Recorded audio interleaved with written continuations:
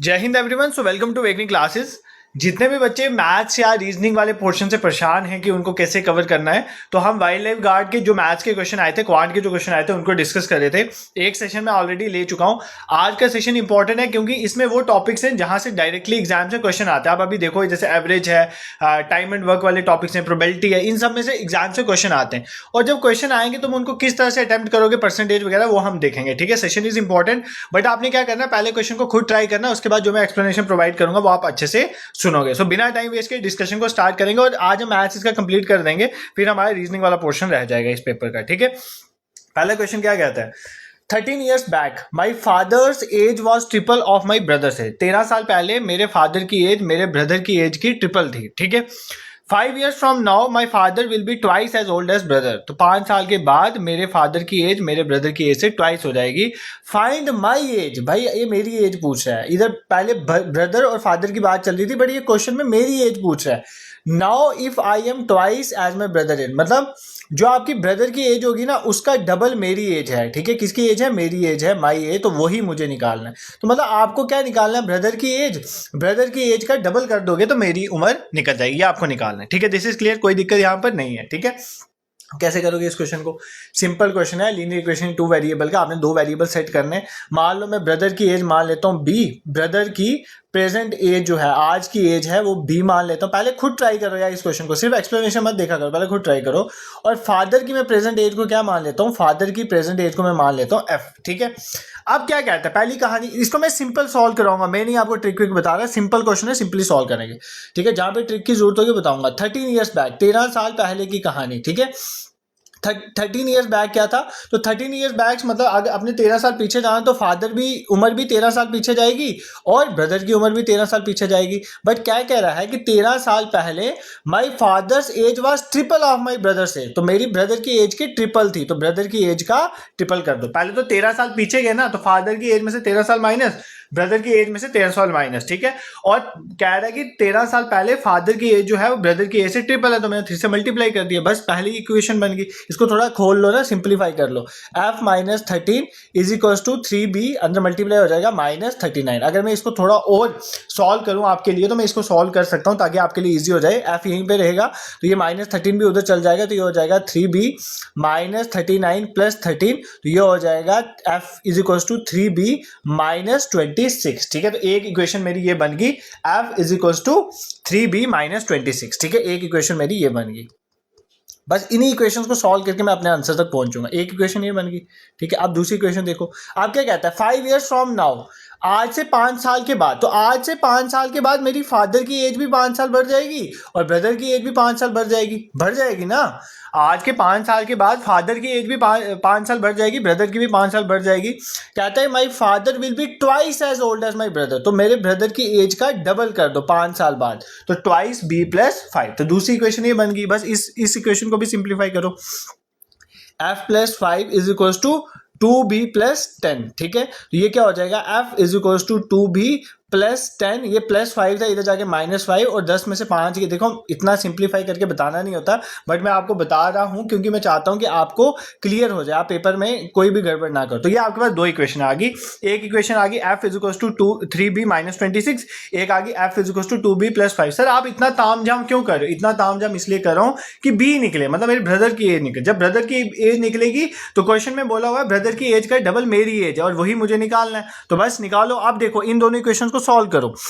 इन दो, एक इक्वेशन है f is equal to 3b minus 26, दूसरी इक्वेशन क्या, f is equal to 2b plus 5। कैसे सॉल्व करोगे, इन दोनों इक्वेशंस को माइनस कर दो। ठीक है, सिंपली माइनस कर दो, माइनस करोगे तो साइन चेंज हो जाते हैं, माइनस माइनस कैंसिल, इधर तो जीरो हो गया, 3b में से 2b गया तो कितना बचता है b। ठीक है, और माइनस 26 माइनस 5 कितना हो जाएगा, माइनस 31 इज इक्वल टू 0। इसका मतलब b की वैल्यू आपकी क्या निकल गई, b की वैल्यू माइनस 31 है, इधर जाएगा तो प्लस 31, तो b की वैल्यू निकल गई 31, मतलब मेरे भाई की उम्र निकल गई 31। तो मेरी एज कितनी है, ट्वाइस ऑफ ब्रदर्स एज, ये देखो ट्वाइस ऑफ ब्रदर एज, तो मेरी एज कितनी हो जाएगी 2 इंटू 31, मतलब मेरी एज हो जाएगी 62 ईयर्स। तो 62 years is the correct answer. ठीक है, अब आपको इस क्वेश्चन में क्या समझ नहीं आया होगा मैं बताता हूँ। तुम्हें ये समझ नहीं आया, ये क्या किया मैंने यहाँ पे, ठीक है, ये मैं समझाऊंगा। मुझे पता है तुम्हें कहाँ कहाँ दिक्कत आ सकती है।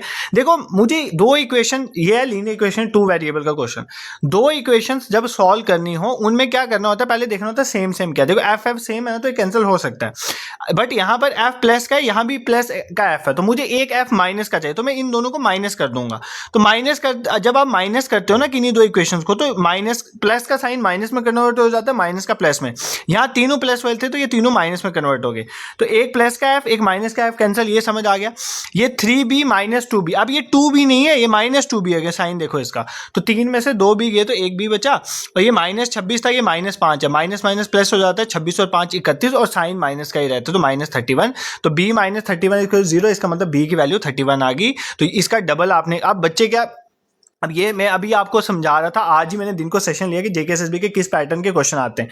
मैं मैथ रीजनिंग में बोलता जेकेएसएसबी के ऑप्शन ईजी होते हैं। अगर ऑप्शन डिफिकल्ट करना हो तो मैं क्या करता, मैं यहाँ पर एक ऑप्शन 31 भी डाल देता, और तुम लोग पता क्या करते, तुम लोग जल्दबाजी में आंसर निकालते, ब्रदर की एज 31 में मार्क कर देते, गलत हो जाता। ब्रदर की एज नहीं पूछी है, यहाँ पे क्वेश्चन में पूछा था कि अब मेरी एज बतानी है, और मेरी एज ट्वाइस है ब्रदर की एज की, तो ब्रदर की एज अगर 31 निकले उसका डबल करोगे तो मेरी एज निकल जाएगी। This question is clear to you, तुम्हें इस क्वेश्चन में आप कोई दिक्कत नहीं है, मैं समझ चुका हूँ, ठीक है। नेक्स्ट क्वेश्चन पे मूव करते हैं। नेक्स्ट क्वेश्चन आपका क्या कहता है, the average of 3 student is 21 years. 3 student है, उनकी एवरेज 21 है। देखो एवरेज का कोई भी क्वेश्चन है, कैसे करना है एवरेज का क्वेश्चन, एक ही तरीका है आपको एवरेज क्वेश्चन करना। किसी भी चीज का एवरेज क्या होता है, एवरेज निकालने का तरीका है उसका टोटल सम लो, जो भी ऑब्जर्वेशन है उनका टोटल सम लो और डिवाइड कर दो नंबर ऑफ ऑब्जर्वेशन। क्या किसके साथ डिवाइड कर दो, नंबर ऑफ ऑब्जर्वेशन। याद रखना एवरेज के सारे क्वेश्चन सिर्फ एक फॉर्मूला इसी से होते हैं, मैंने पढ़ाया भी एवरेज आपको। एवरेज होता है total sum divided by number of observation. आपको मैक्सिमम क्वेश्चन में नंबर ऑफ ऑब्जर्वेशन दी होगी, एवरेज दी होगी, तो आप क्या निकालोगे, टोटल सम। फिर उसकी हेल्प से जो भी निकालना है वो निकाल सकते हो। जैसे तो ये किसकी टोटल सम किसके बराबर हो जाएगा, टोटल सम हो जाएगा हमारा, total sum is equal to average into number of object. क्यों, ये डिवाइड हो रहा है ना, यहाँ जाएगा तो मल्टीप्लाई हो जाएगा, average into number of object, बस यही फॉर्मूला लगेगा।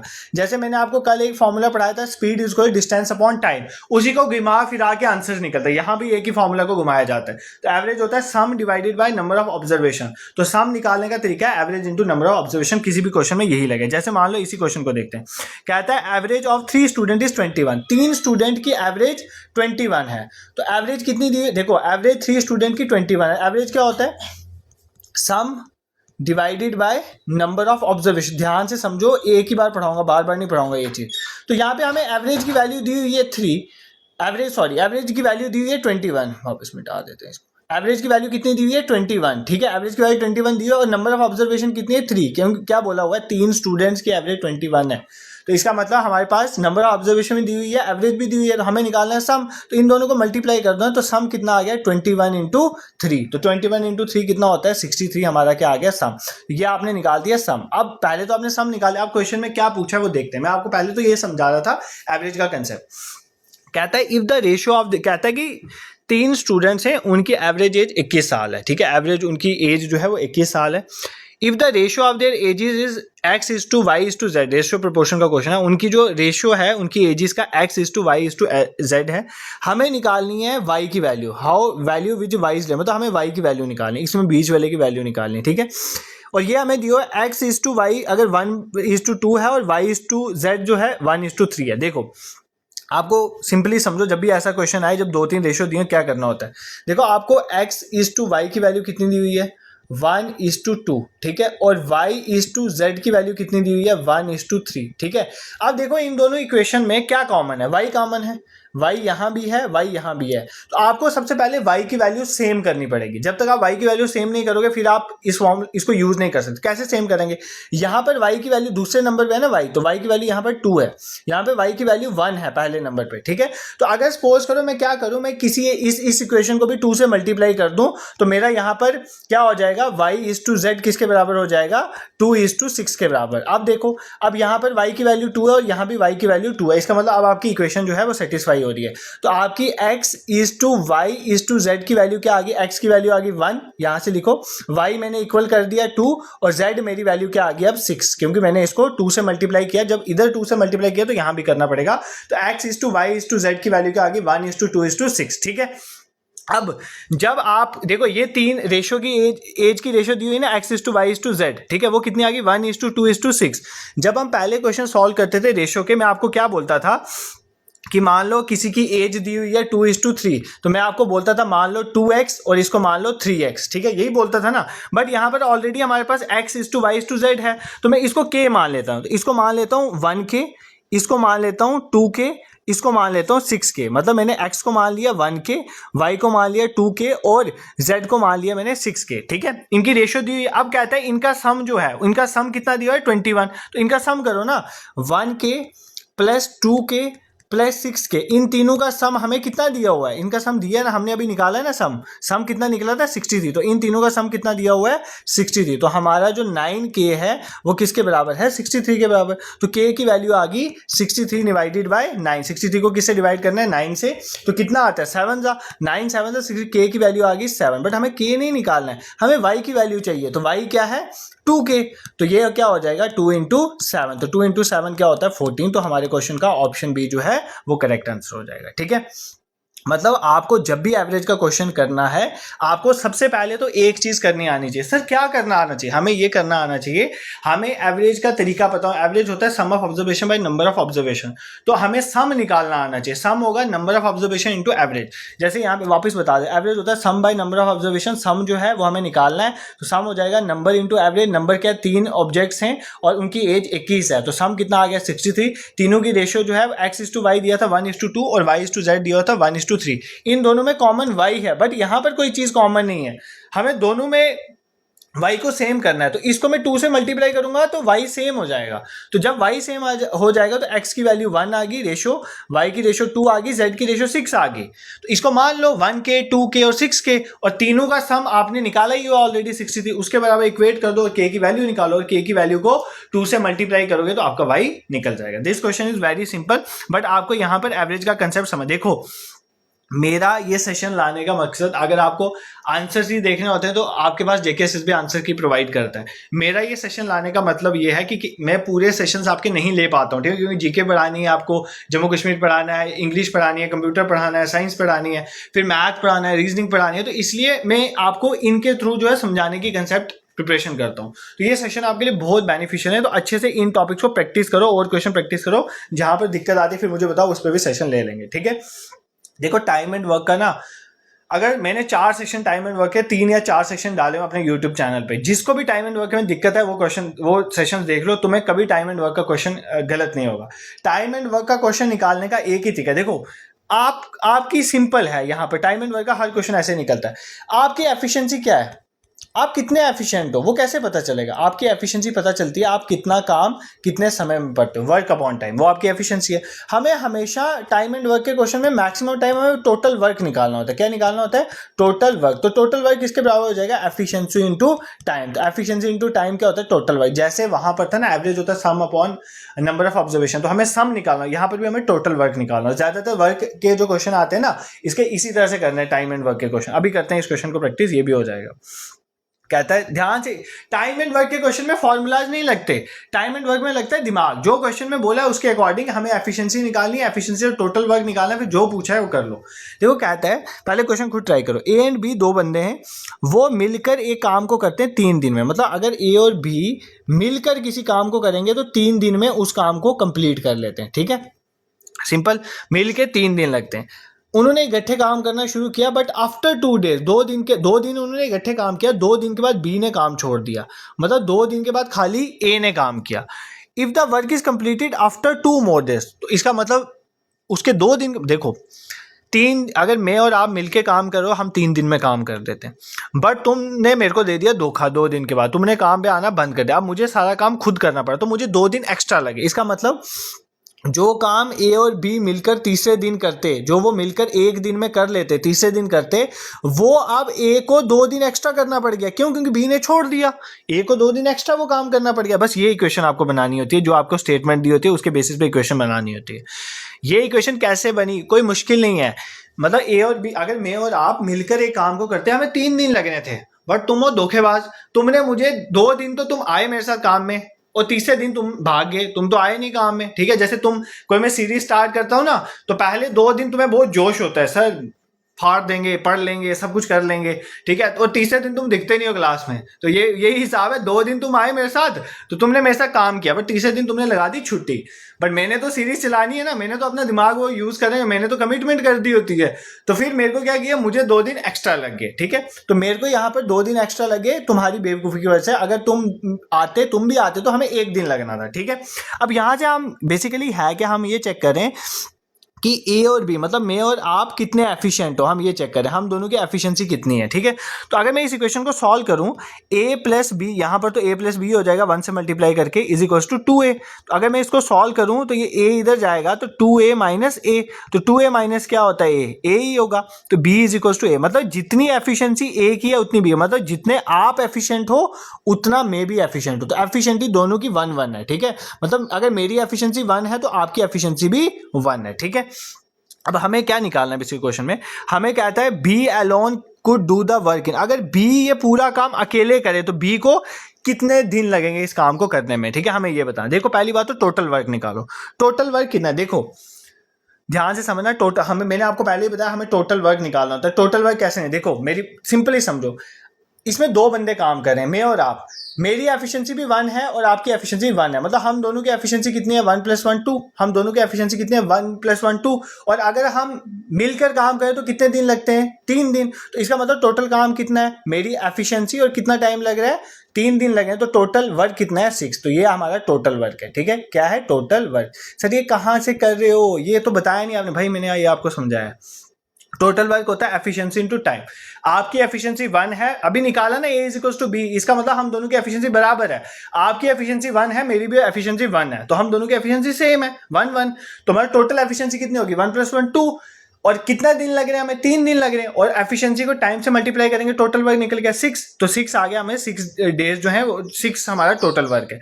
अब कहता है अगर ये काम आप अकेले करो, मैं नहीं कर रहा, अगर मैं कहता हूँ कि ये काम आपको ही करना है तो आपकी एफिशिएंसी कितनी है 1। तो देखो ना यार, यही फॉर्मूले को घुमाया हुआ है, ठीक है। आपको बोल रहा है कितना टाइम लगेगा, तो टाइम कितना लगेगा, टाइम होगा टोटल वर्क बाय एफिशिएंसी, इसी फॉर्मूला से निकाल रहा हूं ना। टाइम, ये एफिशिएंसी नीचे चल जाएगी तो टाइम हो जाएगा total work by efficiency. But मुझे किसका टाइम निकालना है, अगर बी अकेले काम करे तो मैं नीचे बी की एफिशिएंसी लूंगा, तो टोटल वर्क मेरा 6 है और बी की एफिशिएंसी 1 है, तो 6/1 क्या होता है 6 ही। तो इसका मतलब बी को अकेले 6 दिन लगेंगे। कितने डेज लगेंगे 6 दिन लगेंगे। तो option C is the correct answer, ठीक है। अगर ये कहते हैं ना कि ए को कितना टाइम लगे, ए को भी 6 ही दिन लगने थे, क्यों, क्योंकि दोनों की एफिशिएंसी बराबर है और टोटल वर्क 6 है, दोनों को 1 से डिवाइड करोगे तो 6 ही आएगा, ठीक है। बस आपको क्या समझना था, जैसे आपको देखो यार ये टॉपिक्स पढ़ाने में ये चीज़ें समझा, जैसे एवरेज का जो कंसेप्ट समझाया, ये कंसेप्ट समझाने में पूरे 10 15 सेशन लेते हैं। मुझे एक सेशन में सारे कंसेप्ट समझाने हैं आपको, ठीक है, ताकि एग्जाम में कल क्वेश्चन आए तुम कर भी पाओ। तो इसलिए मैं आपको बता रहा हूँ सिंपल, हर एक केस का एक एक फॉर्मूला, जैसे speed equal distance upon time, उसी फॉर्मूले को घुमाना है। ये सारे फॉर्मूले 50 फॉर्मूले याद रखो, पेपर में पागल हो जाओगे। फिर जैसे एफिशिएंसी होता है, आपकी एफिशिएंसी क्या होता है वर्क अपॉन टाइम, तो वर्क निकालना है तो एफिशिएंसी टू टाइम, टाइम निकालना है तो वर्क अपॉन एफिशिएंसी, उसी को घुमाओ ना। तो मैंने क्या किया, सबसे पहले इसने बोला था, वापस समझाता हूँ इस क्वेश्चन में, मैं और आप मिलकर 3 दिन में ये काम करते हो, दूसरे दिन के बाद तुम आए नहीं, ठीक है, मैंने अकेले काम किया तो मुझे 2 दिन एक्स्ट्रा लग गए। अगर तुम आते तो मुझे 1 दिन लगता, बट मैंने अकेले काम किया मुझे 2 दिन लगे, तो a × 2 इज इक्वल टू, अगर हम दोनों होते तो हमें 1 दिन लगता। इसको सॉल्व करके मुझे पता चला मेरी और आपकी एफिशिएंसी सेम है। अगर तुम्हारी एफिशिएंसी 1 है तो मेरी भी 1 है।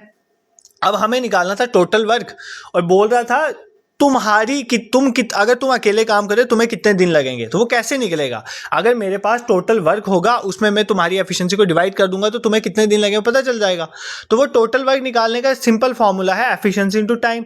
एफिशिएंसी आपकी 1 मेरी 1, मतलब दोनों की एफिशिएंसी 2 और दिन 3 लग रहे हैं, 2 × 3 6, मतलब टोटल वर्क 6 है, divided by your efficiency is 1, मतलब आपको 6 दिन लगेंगे किसी काम को करने में। तुम्हें नहीं समझ आया कोई बात नहीं, नेक्स्ट क्वेश्चन भी इसी की तरह है, यहाँ पर तो सारे डाउट्स क्लियर हो जाएंगे, ठीक है। बस तुम्हें एक चीज आनी चाहिए, डाउट्स तो मैं तुम्हारे ऐसे ही उड़ा दूंगा, तुम्हें एक्चुअली मुझे ना सभी कुछ बीच में पढ़ा, अब इसके बीच में परसेंटेज का कंसेप्ट है, तुम्हें वो भी समझाना है, तो तभी थोड़ा टाइम लग रहा है, बट डोंट वरी, टाइम की तो मैंने अभी तो पढ़ाते हुए टाइम की परवाह नहीं किया, ऐसे फालतू बेफजूल टाइम वेस्ट करने में मैं टाइम की परवाह करता हूँ। अगर मैं ज्यादा अभी बातें करूंगा ना फिर मैं आपको बोलूंगा मेरा टाइम वेस्ट हो रहा है, बट ऐसे नहीं होगा, पढ़ाते हुए नहीं होगा। देखो कहता है एक पहले खुद भी ट्राई करो यार क्वेश्चन, अगर नहीं कर रहे हो तो फिर ऐसे मतलब मीठी खीर खा रहे हो ना अभी मेरे हाथों से ही, तो पेपर में तो कोई नहीं आके खिलाएगा एग्जामिनर आपको, जेकेएसएस भी तो खिलाएगी नहीं, तो खुद पहले क्वेश्चन भी ट्राई किया करो। आपको आदत पड़ गई है ना वो, जैसे कई बच्चे कमेंट्स करते हैं सर हम आप पे ही डिपेंड हैं। भाई जब तुम ऐसे लिखते हो ना मुझे खुद डर लगने लग जाता है कि मतलब फिर मैं वो सोचता हूँ यार इनको सब करवा दूँ, सब करवा दूँ, ये ना छूट जाए वो ना छूट जाए, तो मेरे पे कम डिपेंड रहा करो, मेरे पे बर्डन मत बनाओ यार ज़्यादा। तो एक काम को करने में ए जो है वो 50% ज्यादा जो है वो बी से काम करता है, ठीक है। ए को सॉरी ए काम को करने में ए को 50% ज्यादा टाइम लगता है बी से, ठीक है।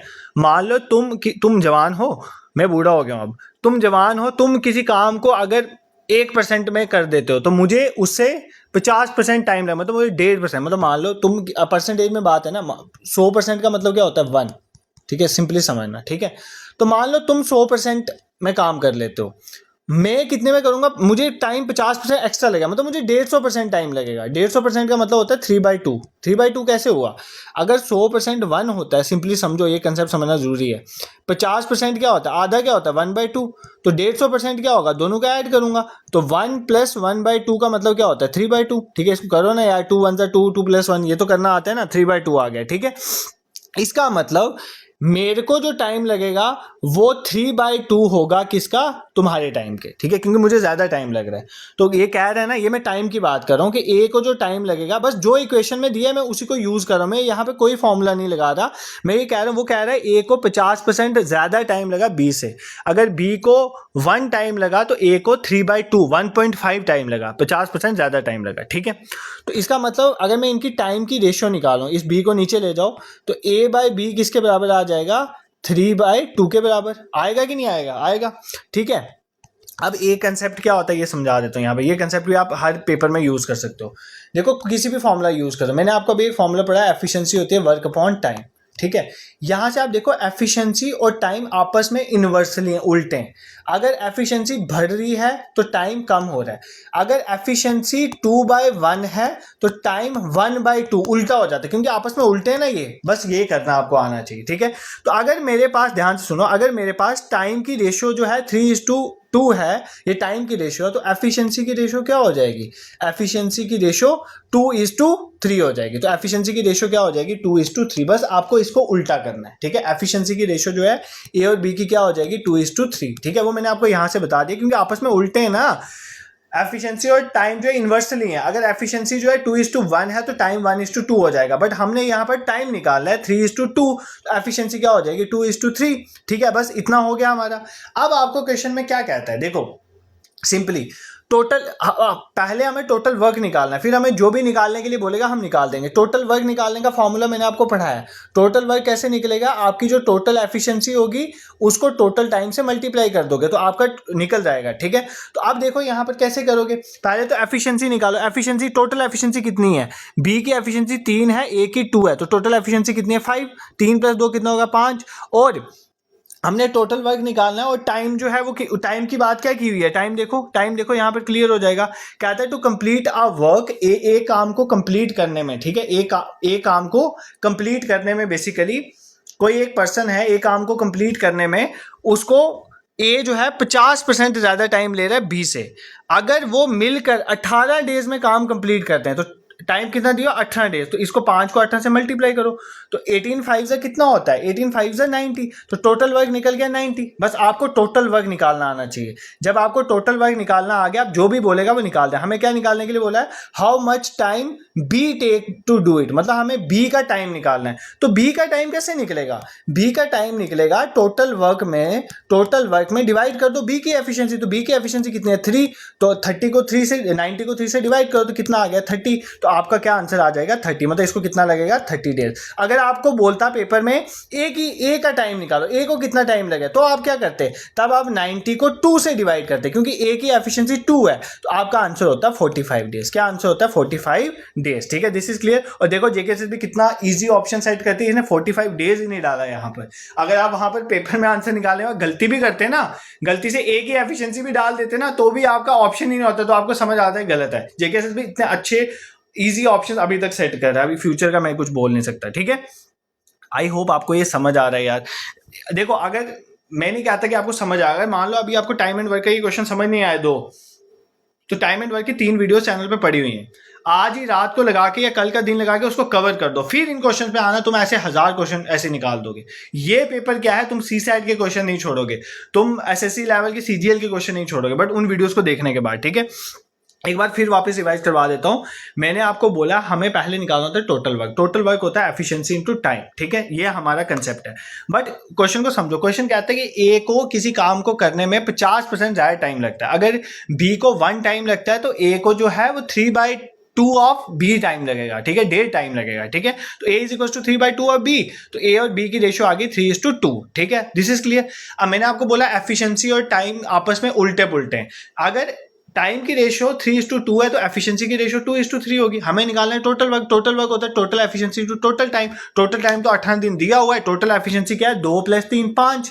ए की 2 एफिशिएंसी है, बी की 3 एफिशिएंसी है, तो दोनों की मिला के एफिशिएंसी 5 है, तो 5 × 18 90 आपका टोटल वर्क है। अब आपको बी की एफिशिएंसी टाइम निकालने के लिए बोलेगा तो 90 को बी के एफिशिएंसी से डिवाइड कर लोगे, ए का बोलेगा तो ए की एफिशिएंसी से डिवाइड कर दो, बस। आप किसी भी, और टाइम एंड वर्क के यही 2 क्वेश्चन है, इसको छोड़ के और किसी भी तरह के क्वेश्चन नहीं आता है। ठीक है, अब ये प्रोबेबिलिटी का क्वेश्चन है, बहुत ही इजी क्वेश्चन है। आपने अगर सपोज करो थोड़ा भी इसके बारे में नॉलेज होगी तो ये क्वेश्चन आपने ऐसे हवा में उड़ा दिया होगा। ठीक है, चलो इस क्वेश्चन को करते हैं। क्वेश्चन क्या कहता है, टिकट नंबर्स, और टिकट में नंबरिंग होती है ना, 1 से 20 तक टिकट की नंबरिंग हुई है, उनको आपस में मिक्स किया गया और एक टिकट उठाएगी। ठीक है, लॉटरी वाली टिकट, उसमें 1 से 20 तक नंबर लिखेंगे।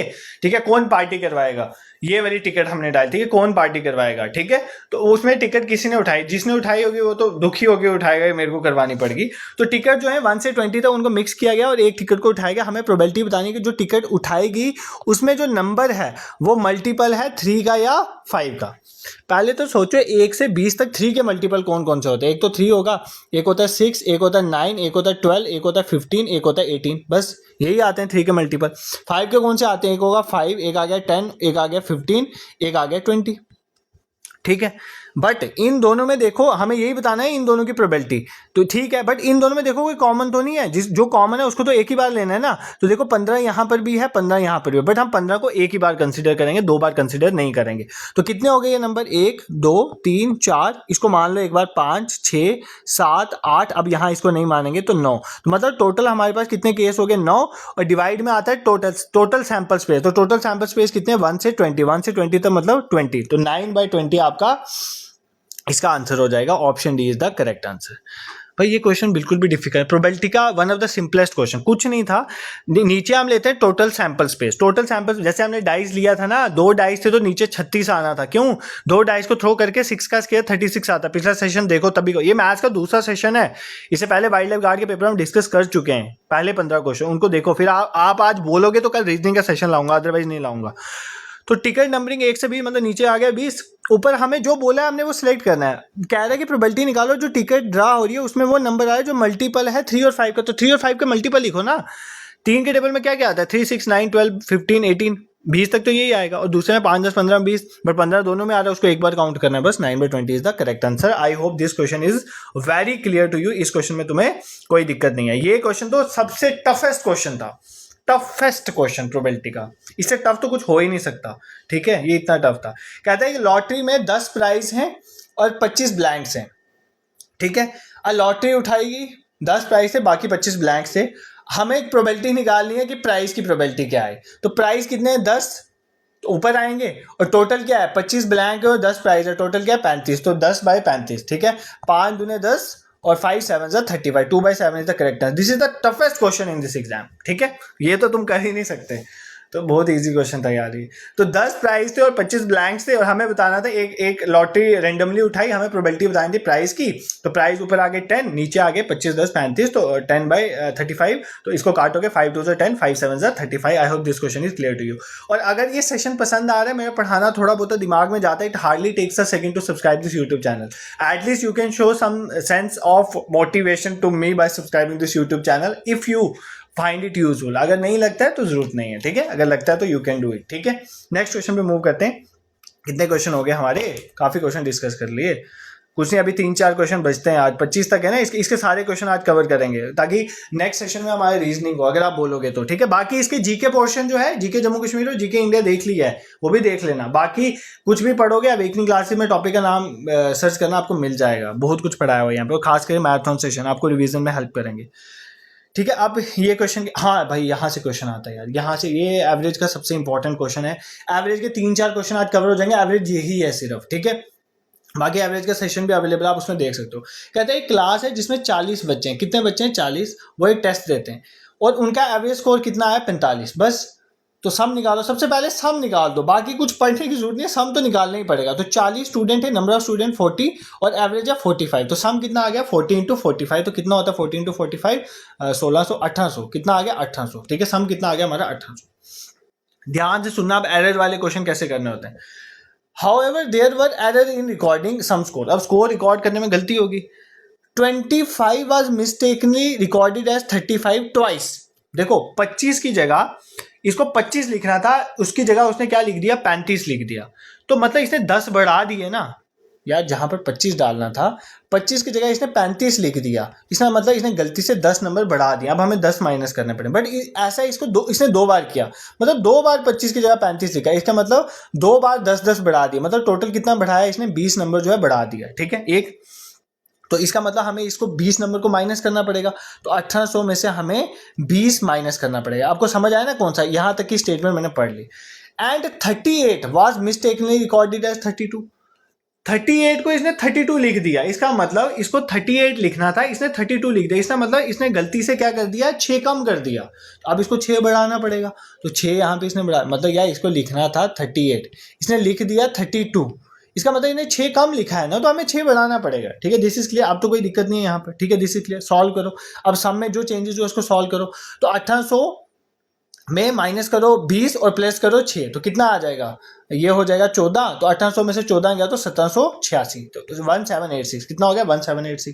तो अब हमें क्या निकालना है, what is the correct average, correct average निकालनी। अब करेक्ट सम, ये हमारा करेक्ट सम निकला ना, ये हमारा करेक्ट सम निकला, आपको करेक्ट एवरेज निकालनी है, तो क्या करोगे सम को डिवाइड करोगे, सम को डिवाइड कर दो किसके, number of observation, number of observation तो वही रही ना, नंबर ऑफ ऑब्जर्वेशन में थोड़ी चेंज हुआ, एक को माइनस करके तो दूसरे को प्लस कर दिया, क्या चेंज हुआ, मतलब नंबर्स में तो कोई चेंज नहीं हुआ ना, उतने कोई नया नंबर थोड़ी ऐड किया। तो 1786 डिवाइडेड बाय 40, इसको डिवाइड करना है, इसको डिवाइड करके ऑप्शन ए करेक्ट आंसर। अब आप बोलोगे सर आपने को कौन सा पेपर में कैलकुलेटर की जरूरत भी नहीं होती। देखो अगर आपको 40 × 45 जो है वो आपका 1800 आया था, ठीक है, तो इसका एक नंबर 40 है और दूसरा नंबर मतलब 45 है, तो इसका मतलब आपका नंबर जो होगा वो 45 से कम होगा, बट थोड़ा सा कम होगा, तो 45 से कम यही एक नंबर है, थोड़ा सा कम, ठीक है भाई। 40 को 45 से मल्टीप्लाई करो 1800 आता है, तो भाई ये आपकी फिगर भी 1800 के थोड़ी ही कम है ना, तो इसका मतलब इसको 40 से डिवाइड करो, इसका मतलब इसको डिवाइड करके जो आएगा वो 45 से थोड़ा सा कम होगा, तो 45 से थोड़ा सा कम एक ही ऑप्शन है, तो इस पर आप डायरेक्टली मार्क कर देते,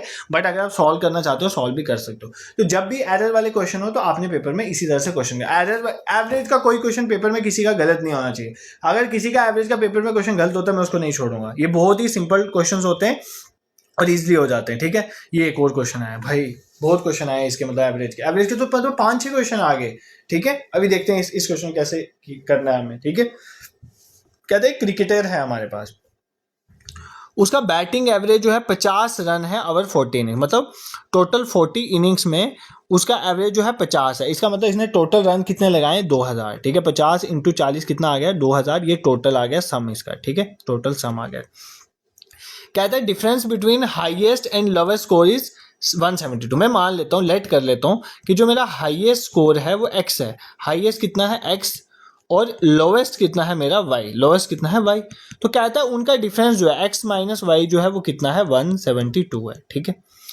अब नेक्स्ट क्या कहता है, if the highest and lowest were removed, अगर मैं हाईएस्ट और लोवेस्ट मतलब 2 नंबर यहाँ से निकाल देता हूँ, टोटल कितने नंबर थे पहले 40 थे ना, टोटल जो है 40 इनिंग थी, उसमें से मैं हाईएस्ट जो मैंने नंबर स्कोर मारा और लोवेस्ट मैंने स्कोर मारा, ये 2 इनिंग्स निकाल दी, तो मेरी रिमेनिंग कितनी इनिंग बची 38, उनका एवरेज कितना दिया है 40, उनका एवरेज कितना दिया 48, इसका मतलब अगर मैं हाईएस्ट और लोवेस्ट निकाल देता हूँ तो मेरा सम, उस केस में मेरा केस सेकंड मान लेता हूँ, उसमें मेरा सम कितना आएगा, उसमें मेरा सम आएगा 38 इंटू 40, मतलब रिमेनिंग वाला जो केस है, अगर मैं दोनों को निकाल देता हूँ तो रिमेनिंग वाले केस में मेरा सम कितना आ जाएगा, 38 इंटू 48 मतलब 1824 आएगा। ठीक है, अब आपको क्या बोल रहे हैं, what was the crickets highest score, मतलब आपको क्या निकालना है, एक्स निकालना है, इसका हाईएस्ट स्कोर निकालना है। ठीक है, दिस इज क्लियर, कोई दिक्कत आपको यहाँ पर नहीं होनी चाहिए। ठीक है, मतलब आपने इसका हाईएस्ट स्कोर निकालना है, क्या निकालना है, हाईएस्ट स्कोर। अब कैसे निकालोगे, देखो सिंपल है, सिंपल, कोई मुश्किल नहीं है।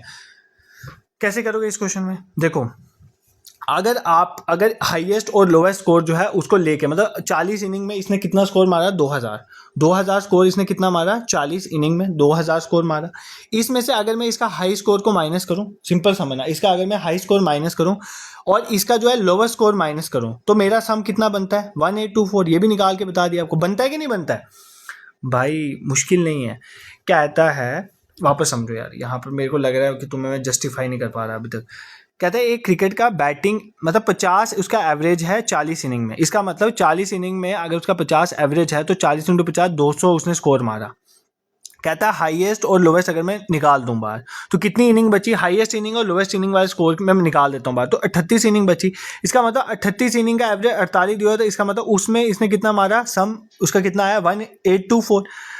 इसका मतलब है 1824 कब आया, जब इसने टोटल सम में से वो दो इनिंग्स निकाल दी हाईएस्ट और लोवेस्ट वाली। ठीक है, ऐसा मैं इसलिए कर रहा हूं क्योंकि एक इक्वेशन मेरी इसने दी हुई है, दोनों का डिफरेंस 172। इस इक्वेशन और इस इक्वेशन को यूज करके इक्वेशन को सॉल्व करके मुझे एक्स निकालना है, हाईएस्ट स्कोर, इसलिए मैं दूसरी इक्वेशन बना रहा हूं। और किस लिए बना रहा हूं यहाँ पर, ठीक है, तो ये 2000 यहाँ पर ही रहेगा।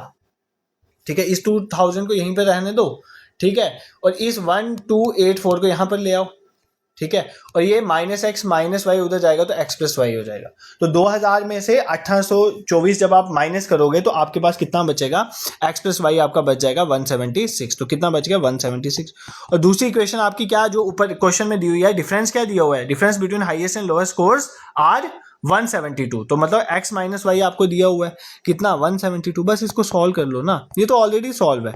एक टर्म प्लस की एक टर्म माइनस की कैंसिल, तो x + x क्या हो जाएगा, 2x, और 176 + 172 कितना हो जाएगा, 6 2 8 714 और 348। ठीक है, आपको x हाईएस्ट स्कोर ही चाहिए, 348 डिवाइडेड बाय 2, तो काट लो 174। ठीक है, 174 इज द करेक्ट आंसर। आपको लोवेस्ट पूछा होता तो भी आप निकाल सकते हैं, वहां उस केस में आपको y निकालना होता, तो 174 इज द करेक्ट आंसर। भाई क्वेश्चन बहुत सिंपल है, इसमें कोई दिक्कत नहीं होनी चाहिए किसी को। ठीक है, ये बहुत सिंपल क्वेश्चन था। एवरेज के क्वेश्चन इसी तरह के पेपर्स में आते हैं।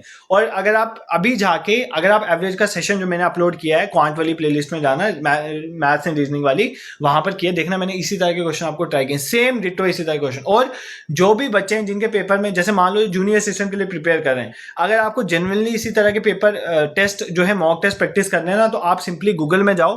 देखो मैं यहाँ पर कोई अपनी एडवर्टीजमेंट नहीं कर रहा, क्योंकि मैंने ऐसे क्वेश्चन डाले हुए इसलिए बोल रहा हूँ। गूगल में जाओ, awakeningclasses.in लिखो तो हमारी ऑफिशियल वेबसाइट आपको मिल जाएगी। वहां पर आपको सेक्शनल और full length test, 10 sectional test और 3 फुल लेंथ टेस्ट आपको मॉक टेस्ट मिल जाएंगे। वहां पर जाके इन टेस्ट को दो, आपको पता चलेगा एग्जाम ओरिएंटेड टेस्ट आते हैं कि नहीं। अब ये वाइल्ड लाइफ गार्ड का पेपर मैंने थोड़ी डाला है, वो तो किसी ने डाला है ना, तो इसका मतलब अगर क्वेश्चन आते तो इसी तरह के क्वेश्चन रेप्लिकेट होते हैं। बाकी आप यूट्यूब में भी वीडियोस देख सकते हो। ठीक है, आपको जैसा लगे आप कर सकते हो। क्वेश्चन डबल हो गया, हाँ ये क्वेश्चन डबल हो गया था 24 वाला, इसीलिए मैंने इसको बाद में हाथ से लिख दिया। जो नेक्स्ट क्वेश्चन था 24 वाला, मैंने यहाँ पे हाथ से लिख दिया। ठीक है, कुछ नहीं है, वो क्वेश्चन डबल हो गया था, एक ही बार क्वेश्चन को 2 बार लिख दिया गलती से मैंने, क्योंकि वहां से मैं कॉपी पेस्ट कर रहा था ना आपके क्वेश्चन पेपर से, तो वो भूल गया मैं, तो इसलिए मैंने यहाँ पर अपने हाथ से लिख दिया। कहता है अ शूटिंग टीम ऑफ 8 मेंबर्स, एक शूटिंग टीम है जिसमें कितने बंदे हैं, 8 बंदे हैं, उनके बीच में आपस में कंपटीशन हुआ। ठीक है, एक शूटिंग टीम थी, उनका आपस में कंपटीशन हुआ, और जो टॉप स्कोर जिसने किया उसको कितने मिले, 85 पॉइंट। ठीक है, इफ दैट पर्सन स्कोर, इसने जो टॉप स्कोर किया जिसने, उसने 85 पॉइंट स्कोर किया। मैं कलर चेंज करता हूँ ना, फिर आपको समझ आएगा। ठीक है, तो टॉप स्कोर वाले ने 85 पॉइंट किया। अगर वो पर्सन जो है 85 की जगह 92 पॉइंट करता तो टीम की एवरेज क्या बन जाती, 84। क्या बन जाती, 84। तो हमें बताना है कि टीम का स्कोर कितना। देखो ध्यान सिंपली समझो, देखो टीम में कितने मेंबर्स हैं, 8 मेंबर। अगर वो 84 की जगह 92 पॉइंट करता तो उसका एवरेज कितना बनना था, 84 एवरेज बनना था। तो पहले तो मैं सम निकालूंगा, तो सम कितना आ गया, 84 इंटू 8। तो 84 इंटू 8 कितना होता है, 672। ये तब होता अगर सपोज करो वो 92 पॉइंट्स लेता, कितने की बजाय उसने कितने पॉइंट्स लिए हैं, 85। अगर वो 85 की जगह 92 पॉइंट्स लेता तब ये सम बनना था। तब क्या बनना था, ये सम बनना था। कितना सम बनना था, 672। बट क्या वो 672 ले रहा है? नहीं। क्यों नहीं ले पा रहा? क्योंकि उसने 92 पॉइंट्स के बजाय कितने पॉइंट ले लिए, 84, ठीक है 85। तो अब मैं क्या करूंगा, 92 में से 85 को माइनस करूंगा। 92 में से 85 गया, इसका मतलब ये 7 पॉइंट्स जो है, इसने जो है 7 पॉइंट्स जो है ज्यादा की एवरेज बताई है। तो 672 में से मैं 7 को माइनस कर दूंगा, तो हमारे पास कितना आएगा, 665। तो सम कितना होगा, 665, ठीक है। तो यही बोल रहा है टीम का स्कोर, मतलब सम कितना होगा, 665, ठीक है। ये क्वेश्चन नहीं समझे, वापस क्या आता है, एक शूटिंग टीम है जिसमें 8 बंदे हैं, 8 मेंबर शूट कर रहे हैं, और जिसने टॉप स्कोर किया उसने 85 पॉइंट्स लिए। अगर वो 85 की जगह 92 पॉइंट ले लेता तो एवरेज कितना बनता, 84। तो मैं मानता हूं कि उसने 92 पॉइंट लिए, उसका एवरेज 84 था, तो 92 इंटू 84 मतलब उसका टोटल स्कोर जो है टीम का वो 672 है। बट भाई 672 तो हुआ नहीं ना। क्यों? क्योंकि उसने 92 पॉइंट की बजाय कितने पॉइंट ले लिए, 85। तो इसका मतलब मुझे 672 में से वो जो है वो माइनस करना पड़ेगा, जो इसने एक्स्ट्रा पॉइंट यहाँ पर काउंट किए हैं। तो 92 में से 85 माइनस करो तो 7 पॉइंट जो है एक्स्ट्रा काउंट हुए थे, तो 7 पॉइंट को मैंने माइनस कर देना है। 672 में से 7 माइनस हो जाएंगे, 665 इज द करेक्ट आंसर, ठीक है। ये बहुत सिंपल क्वेश्चन था। मतलब मान लो, एक वापस सुन लो, मान लो अगर 8 बंदे आपस में खेल रहे हैं, उसमें जिसने सबसे ज्यादा स्कोर मारे उसने जो है अगर 85 पॉइंट्स लिए, अगर वो 85 की जगह 92 पॉइंट ले लेता तो हमारा टोटल स्कोर बनना था 672। बट उसने 92 पॉइंट थोड़ी लिए, उसने 85 पॉइंट लिए, मतलब 7 पॉइंट और अगर ज्यादा ले लेता तो 672 बनते। अगर 7 ज्यादा लेता, बट उसने 7 कम लिए, तो 672 में से 7 को माइनस कर दो, तो 665 उन्होंने स्कोर मारा टोटल, ठीक है। दिस इज क्लियर, ये भी कोई दिक्कत नहीं है। एंड द लास्ट क्वेश्चन जो आपका 25 क्वेश्चन था, ठीक है, वो ये है। ये भी बहुत डिफिकल्ट क्वेश्चन आया था, 2 क्वेश्चन बहुत डिफिकल्ट आए थे, एक वो प्रोबेबिलिटी का बताया था प्राइस वाला, और एक ये क्वेश्चन बहुत डिफिकल्ट आया। क्या आता है, what will be the radius of the circle, circle का रेडियस क्या होगा, हमें रेडियस निकालना है। For which circumference and area numerically equal, आपको बस सर्कल का एरिया और सर्कल का सर्कमफ्रेंस का फॉर्मूला पता होना चाहिए था। कहता है कि अगर मैं सर्कमफ्रेंस का फॉर्मूला 2πr उसको एरिया के बराबर कर दूं, ठीक है, ये बोल रहा है न्यूमेरिकली इक्वल, तो हमें बताना है कि रेडियस की वैल्यू क्या होगी। देखो सिंपल है, पाई के साथ पाई कैंसिल, आर के साथ आर कैंसिल, तो इधर बचा सिर्फ आर, इधर बचा 2, तो आर की वैल्यू कितनी आई, 2। Option A is the correct answer. इस क्वेश्चन में कुछ करने वाला था नहीं, इन्होंने सेंटीमीटर भी क्यों दिया वो मुझे समझ नहीं आया, बट यही था। कहता है कि रेडियस की वैल्यू क्या होगी सर्कल की, अगर सर्कमफ्रेंस एरिया के बराबर होगा। सर्कमफ्रेंस का फॉर्मूला 2πr, एरिया का वैल्यू πr², तो आपस में दोनों को कैंसिल करो तो आर की वैल्यू 2 बच गई। I hope this question is clear to you. और ये क्वेश्चन मैंने आपको होमवर्क दिया था, किसका, सेविंग वाला क्वेश्चन, ठीक है, इनकम एक्सपेंडिचर वाला क्वेश्चन। ये क्वेश्चन आप खुद करोगे, ये क्वेश्चन आप करके मुझे कमेंट सेक्शन में इसका आंसर प्रोवाइड करोगे, ठीक है। अगर ये क्वेश्चन नहीं होगा तो रीजनिंग वाले सेशन में मैं इस क्वेश्चन को भी करवा दूंगा, बट ये आपके लिए होम असाइनमेंट है, ठीक है। इसका आंसर मुझे कमेंट से नहीं होगा तो कमेंट सेक्शन में बता देना, इस सेशन में कवर कर लेंगे, ऐसे नहीं रहना, ठीक है।